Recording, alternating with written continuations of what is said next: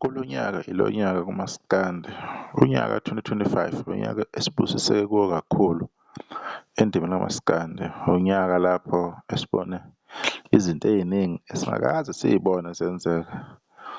Lapho esibona khona iy'ngoma ey'mbili kamaskandi kumhlobo wenene, Ukhozi FM, Gucci, Imbongolo, Hlanganisa unyaka, Ukhozi, Mhlobo wenene, respective. Sibone abaculi bamaskandi abahlonishwayo benze umlando ngey'teshi ey'landelanayo ngokukhulu. Unyaka uthe uma uqhubeka sabona abaculi benza kahle, omenzi bekhuphuka ngenye indlela laphana, especially uSpotify wenze iy'mangaliso umenzi, wangena kuma-charts uSpotify isikhathi eside.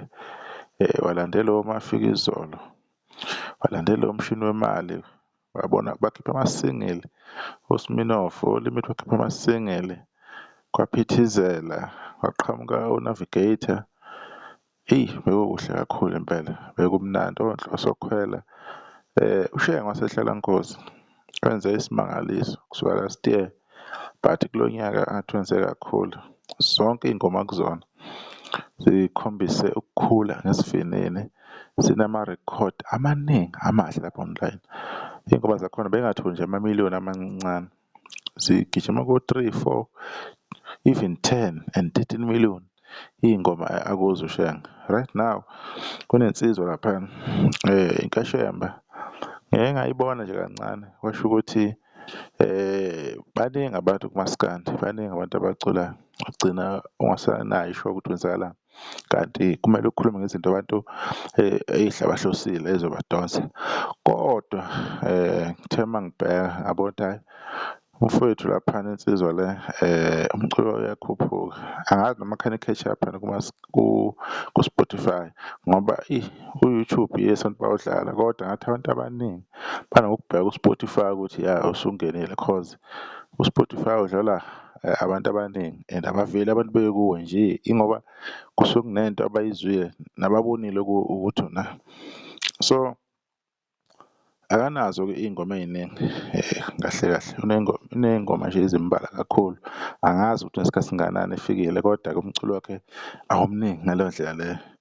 Sinokubheka-ke khona laphana-ke ko-Twitter, amanye ama-page laphana anoku-update-a nje izinto ey'balulekile. So enye yamarekhodi lawa akawenzile kamuva amkhuphulile ukuthi a-stream-e kangaka, 70,000 ama-streams. Uyabona nje ukuthi wenza kahle kanjani, ubehleli number 11 ngesingle yakhe ethi Ngixolele Mntanami. Waphinde wabuya ehle ku-number 8, 74,000. Waphinde futhi waba u-number 9 ngama-charts awu-40, not ama-charts, ama-streams awu-40,000. Shuthi uku-edeka nje usuku nosuku uya-edeka kancane kancane. So angeke-ke singakuvezi lokho, angeke singakhulumi ngakho, angeke sithi le nto ayikho yinhle egameni lale nsizwa le uNkashembe. Into enhle kakhulu le, into ekhulisayo umsebenzi wayo. Ezinye iy'ngoma vele ngoba siyilalela ngokuqhawelana, siyilalela ngokushesha ukuthi sifuna ukujaja, asifuni ukuzwa imeseji, asifuni ukuzwa isigqa, asifuni ukuzwa ubhasiketa, asifuni ukuzwa unkostina, asifuni ukuzwa ukuthi umuntu umculo wakhe uhlanganiswe kanjani. Sifuna ukujaja iy'tudio ukuthi hhayi i-sound ayikho kahle, singay'niki ithuba ukuthi silalele. Lokho kusenza sibahlulela abaculi nanokuthi bangobani, kodwa if singahlala sizipha isikhathi ngaso sonke isikhathi ube open minded, sizobona ukuthi baningi abafowethu abasebenza kahle iy'ntokazi zakwethu abenza umsebenzi omkhulu. Le nsizwa asazi-ke ukuthi kuzoyihambela kanjani ukuqhubeka kwayo nempilo ngoba mase uqalile kumaskandi kumele uqhubeke ngomqiqo, kungabe kusashintsha ngoba i-competition i-tight, is very very tight. I-position yakho uma uyibambe kanye wathi uyayibamba kwesibili wathi untekenteke, hhayi i-grip impela-ke uyaluza, akube kusaba lutho ubuye. Vele nje kumele uzakhele igama right through and through cause baningi abafowethu abafika and baningi abafowethu abadedela ama-hit abuhlungu kabi ongeke uze ukhave kuwo. So ngiyajabula nje ukuthi ngikhulume ngomaskandi ohlukile kunalaba engihlale ngikhuluma nabo. Kuyintokozo kakhulu ukupha nale nsizwa ithalente engathi ungakhula umsebenzi wayo ukhuphuke, yenze iy'mangaliso njengabantu abaculi, uyisebenzele umculo ngoba baningi abafowethu abenza umculo uthole ukuthi basebenzele kahle hle ngendlela ekuyiyona. Uthole sibona iy'ngoma online ziya-stream-nywa, sibona engathi ziyatrenda zisazotrenda ngoba eseqalile nje vele seyizoqhubeka trend yabo. Abantu bayaphakamisana njengoba ngishilo ukuthi i-streaming kulo nyaka sikulinye izinga. Abantu benza iy'mangaliso. Akusibona bodwa bamaskandi aba-stream-ayo bafowethu, ngaze ngicabanga ukuthi mhlambe namabhinca or kanjani. Nabanye abantu umaskandi abangawuthandi njengamabhinca kodwa bayadlala lezi ngoma lezi, bayazi-enjoy-a kakhulu.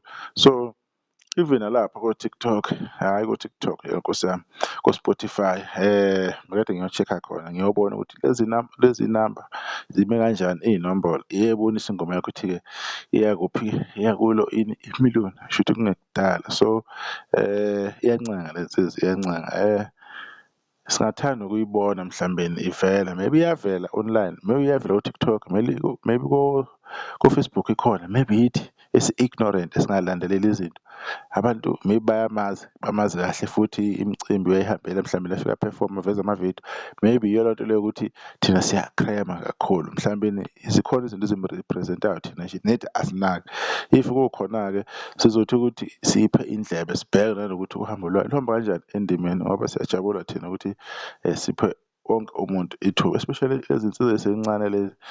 Umaskandi ezowushaya unenkosi phakathi uyashisa, angazi ukuthi bazokhava kanjani abafana kweminye imizi. Le ngoma yaphuma ngazo iy'teti ka-August 2025, so isihlale at least inyanga ney'nsuku eziwu-16.